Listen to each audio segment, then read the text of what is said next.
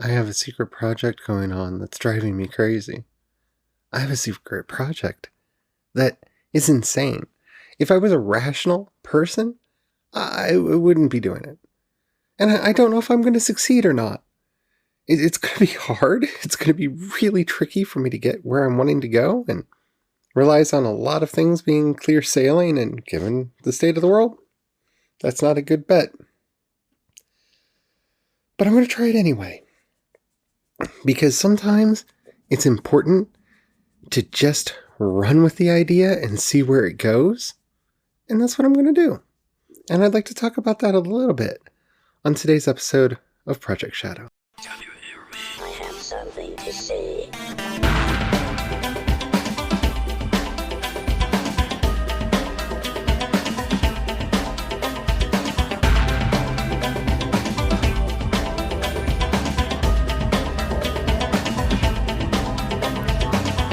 Project Shadow starts now. Hello everyone, how are you doing today? My name's Charlie. You might know me better as sci-fi fantasy writer C.E. Dorset. And yeah, I don't know how I'm going to talk about this, but I have a secret project that I'm working on and I'm really excited about it, but I don't want to reveal it just yet. So I'm going to try not to reveal anything. But I want to talk about why working on a crazy, insane thing is a good thing to be doing, and something that you might want to try yourself. But before we get into all that, if you haven't already, please do take a moment to rate this podcast in whatever app you're listening to me on. It does help out a lot. It tells the algorithm to share the podcast with more people. The more people that listen, the bigger the community. The bigger the community, the better the chance we have of actually communicating with each other. And after all, that's why I do this in the first place. Alright, so hi. My name's Charlie, and I had an insane idea the other day. It's not dangerous.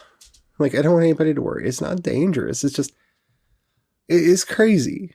I don't really have the time or the energy or probably the motivation to actually accomplish the things that I'm going to have to accomplish to pull off the thing that I'm wanting to do. But I decided to go ahead with it. And here's why. It made me feel alive.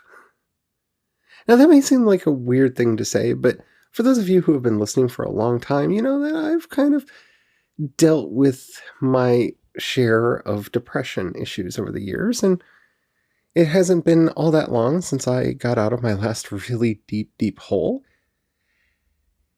And when this idea struck me, I've talked about it with my husband. He knows. And we think that it's worth trying. But why? It's because the most important thing that we need to do with any of our projects, with any of the things that we're working on, is getting them started. Because that's the thing that I realized. If I didn't try to do this now, I wouldn't try. I just wouldn't try. I would always find an excuse not to get started. Because it's the easiest thing that we can do. And we do it all the time for an unlimited number of things. Well, we're in the midst of a national pandemic, so maybe trying to work on a project that would require me to put a lot of work and effort in a tight time frame, that's probably not a smart idea. But what am I going to do? Just sit around and wait? Seriously, what are the alternatives here? Because I wait and eventually things get better. Because, given time and a lot of effort, things will get better. And then I find another excuse not to try then. Because that's how we keep ourselves from accomplishing things. Because we as a species are risk averse. It's one of the reasons why things like the current COVID outbreak scare us so much. It's risk. It's an unknown quantity. H.P. Lovecraft wasn't right about a lot of things, but one of the things he was very right about is that fear is one of the strongest emotions that we have, and fear of the unknown is the greatest fear that we have. And so, being afraid of something that we just don't know is easy for us to give in to that fear. And when you're wanting to start a new project, the easiest thing to do is to give in to that fear of, well, what if nobody likes it? What if it's not worth the time? What if it's not worth the energy? What if it's not worth the effort? What if I put in all this work to do this thing and nobody cares? You see, we all know the excuses because we use them all the time. They pop up here and there for everything. I could learn how to speak Japanese, but what's the point? I don't know anybody who speaks Japanese, and right now it's highly unlikely that I'll have enough money to actually travel to Japan, and well, given the situation right now with all the travel bans, I can't really travel right now anyway, so what's the point of learning Japanese? I want to learn Japanese, so I study it because I want to know it. And I can use little soft hopes of, well, I could start watching more subtitled anime, because usually by the time I get to wanting to relax, I've been looking at a screen all day and reading, my eyes don't want to focus. So I usually listen to dubbed anime. Well, I could listen to the original and actually know what they're saying and get further context, because I'll be able to read like the papers on the screen and the stuff in the background and all that. It's not a bad motivation.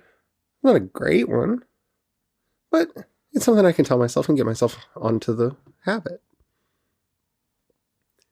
That's true with everything. Everything that you want to do. Maybe you want to learn how to start cooking. Maybe you want to learn how to knit, how to sew. Whatever it is, whatever the crazy project is. My husband is currently making a chair right now because he wants to make a chair. And maybe it'll be a great chair, one of the greatest chairs ever. Or maybe it'll be a bad chair. Who knows? We won't know till it's done. But he cut all the wood. He's putting it together. He designed it himself. We'll see what happens. That little act of bravery is one of the most difficult things that we can do as a human being, because it means we have to face the unknown. And anytime we do that, we have to face down the dragon of fear. And it might burn us alive, or it might take us on a beautiful flight into who knows what magical land. But we won't know until we go see the dragon. So do it. When I first had this idea, I thought of like immediately 1,000 things that was why I shouldn't do it. I mean, I do mean literally 1,000. I have some anxiety and fear issues, right? If you're new to the show, hi, my name's Charlie. I have anxiety and fear issues. And I literally just sat there almost chanting to myself every possible reason why it's not a good idea, why now is not the time, why maybe later, maybe I need more education, more skill, more study, more this, more that, less this, less that. Maybe if I do it here, there, or yonder. All of these excuses, every excuse that you could imagine. I even made some up. I'm pretty sure, like, some of them involved fairies, just because I was reaching at a certain point, because I needed better reasons, because I was so excited about what I wanted to do. So I just started pulling things out of the air. Well, if I do this, then I'm not really going to have time to listen to these books that I want to listen to, or these podcasts that I've been wanting to listen to, or man, there's a couple albums coming out that I really want to just sit and listen to, and I'm not going to have time because I'm going to be working on these projects. And yeah, that's all good reasons now, isn't it? You can always find an excuse to say no. You can. I know some people have a hard time with saying no, and I don't. Saying no is like the most natural state of my being. I can say no to just about anything because, I have issues. No is my default state. And I think for a lot of creative people, it's all of our default states. We like to say no because no feels empowering, right? We don't have laws that are like, thou shalt love. We have laws that say, thou shalt not kill. You see, restriction is what law is about, right? That's the sign of real power. It's putting the leash on. That's power. The person in a dominatrix style relationship who holds the leash has power, right? Right? Well, we can talk about that. But not on this episode. That's a different topic. But we think saying no empowers us. And in some instances it does. Don't get me wrong. There are a lot of things that we should say no to, and there are people that I've known in my own life who need to learn how to say no with a lot more conviction. But my problem, and the problem with most people who are endeavoring to do any kind of creative thing, is it is so easy. And it makes you feel good. See, I was going to do this thing, but I didn't because it wouldn't have made sense. See, I'm the wise, rational one. Right?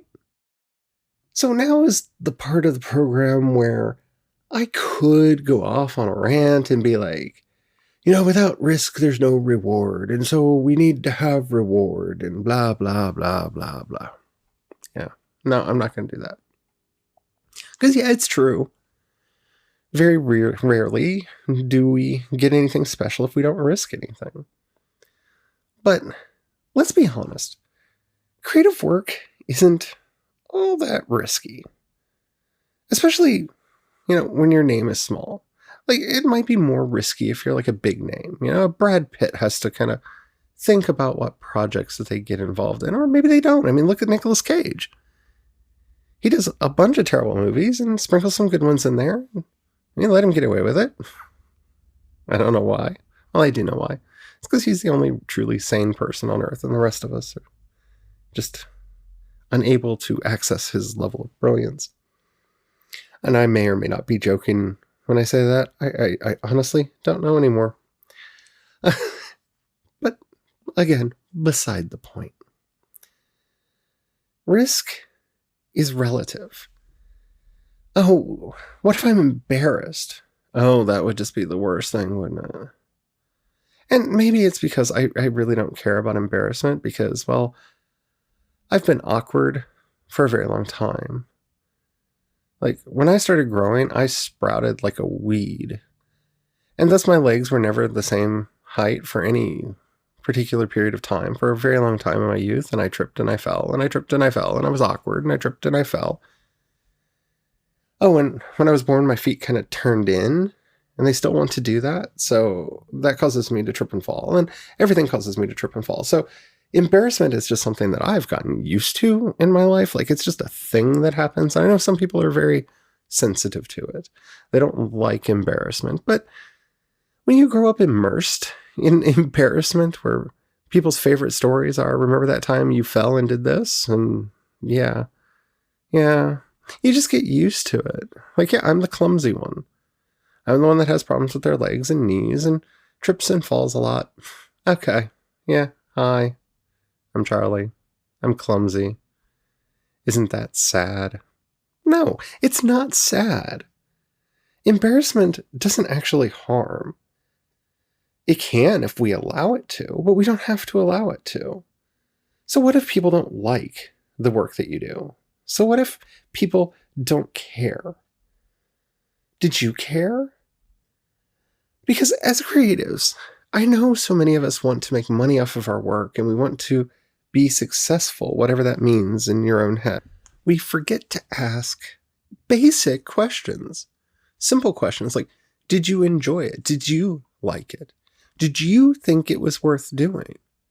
Because if you can answer yes to all those things, like if you can honestly produce a work that you find meaning in, that you find life in, that makes you happy, it was worth your time to do it. It's as simple as that. It was worth your time to do it. Don't hold yourself back. And yeah, you know what the worst thing is? If I don't do the thing that I want to do, I will in fact do it later. Because the thing that I wanted to do has a deadline, and if I miss the deadline, then I have to hit a different window. Nah. It's not the end of the world. But if I don't get started, I'll never get started. say that as a mantra. If I don't get started, I will never get started. Sometimes you just have to tell yourself go. Sometimes you just have to push yourself forward and make yourself actually take action. Because if you don't, well, you just won't. So ask yourself, seriously ask yourself right now, whatever you're doing, playing a game, whatever, doing dishes. If you're driving a car, I guess you got to keep driving. So keep both hands on the wheel and keep an eye on the road. Unless you're driving a stick shift, then, all that.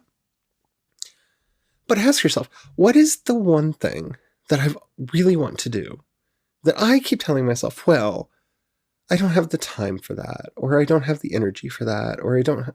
What is it? Because then we can answer the crazy thing. I've always wanted to go to Japan. I can't just do that because that requires money. And I don't have the money to go to Japan. And right now, with everything going on in the world, I don't want to travel. So that one's out. Easy. I've always wanted to go to Disneyland. Well, they're closed right now, so I don't get to go to Disneyland. Oh, well. Okay, next on my list. See, you can go through these really quickly and see what's actually doable and what's not in a very simple manner. But when you get to something and go, I've always wanted to write this book, or paint this picture, or learn this language, or learn how to cook this cuisine, or whatever it is. Learn to knit, learn to crochet, whatever. Oh, but I just don't have the time. Really? Really? You don't have the time? You want to learn a language? Duolingo, 5 minutes a day. That's it. Do it. It's easy. It's free. They have a paid option, but it's free. It's got ads, but it's free. You don't have time to write a book? Do it on your phone. Open up Notepad. Whenever you get a moment. Whenever you're on the toilet. We all have time on the toilet that we usually waste. Type some words. There you go. You can find time. You can make time for a lot of things that you don't think you can make time for. It may not be a lot of time, but you can find it. You can get it there. So for now, for the most part, we're going to dismiss that I don't have time. So let's throw that one out. The money one, we're going to let that one stand because unfortunately, capitalism and all that, money is a problem. But time, no, we're going to get rid of that. Oh, it would take too much effort. Really? Okay, maybe. If I all of a sudden decided that I wanted to have an Arnold Schwarzenegger body because somebody hit me over the head with a frying pan and I forgot who I was and all my gender dysphoria went away and I decided I was a boy, because that would take some kind of a weird ray gun to get me there, but let's just pretend I decided that I wanted to have that Arnold Schwarzenegger body. I'm talking about from the 80s, Terminator 1. Pumped. Okay, that's too much effort. I'm out of shape. I have a bad back. I have bad legs. I'm awkward. I'm clumsy. Yeah, I'm never going to have that body. No. And the same thing goes for being unrealistic. Would I love to have Dua Lipa's body? Yes. But that's unrealistic. I have broad shoulders, broad hips, and I'm fairly big boned, and I've got a kind of a barrel chest. I'm never going to have that body. There are not enough surgeries in the world to have me that body, unless we can actually build me a robot and move my brain into it, which is not an option right now. So unrealistic. Got it. But what does unrealistic actually mean? You want to write a book? You want to learn how to paint? Well, you know what? Painting doesn't have to cost a lot. In fact, everybody's got a phone, right? Maybe a tablet? Get an art program for it. Paint in there. Then you don't have to worry about the cost of supplies. It's a start. Because that's what we're talking about today. That is the moral of the story today. Start. Do it. What is that thing that you've always wanted to do? There's a possibility that all of us are going to have to spend some time in the house in the not too distant future. Some of us maybe already are having to spend some time in the house. Well, make sure you've got them knitting needles and some yarn, and there you go. You have your excuses all taken away from you. And that's called finding the silver lining to any dark cloud. But no, seriously. don't hold yourself back. Yeah, there's sometimes some good reasons. Like, I would love to make my own animated movie. I'm not an animator. I can't draw like that. I don't have the money to hire an animator or a voice cast or anything else. That's an unrealistic thing right now. Who knows? Maybe in the future. But most things we can do. So do it. Okay? I hope you enjoyed this episode. I hope you got something out of this pep talk, as we need them. Especially now. If you did like this episode and you haven't already, please do rate it if you have the possibility to do that, the capability of doing that. It does help out a lot. If you have any questions, comments, or topics you'd like to hear discussed on the show, down in the show notes, you'll find a link to the voice message system. Keep it short, keep it clean. I would love to hear from you. If you'd rather hit me up on social media, I'm C. Dorset on both Twitter and Instagram, and you can find links to everything that I do over at projectshadow.com. If you got a buck and you'd like to help keep everything going, in the show notes you'll find a link to both my Patreon and listener support. Thank you to everybody who already does that. If you don't have any money right now or you don't feel like giving, then, if you know somebody you think would like the podcast, please share it. Getting people to know that the podcast exists is seriously really hard. So helping with that is huge. Thank you so much to everybody who does that. And yeah, we got a lot to do. I have a lot to do. I would love to know what your projects are. You can go on that voice message thing and tell me about your secret projects. I would love to hear about them. And until next time, don't forget to have the fun. Bye.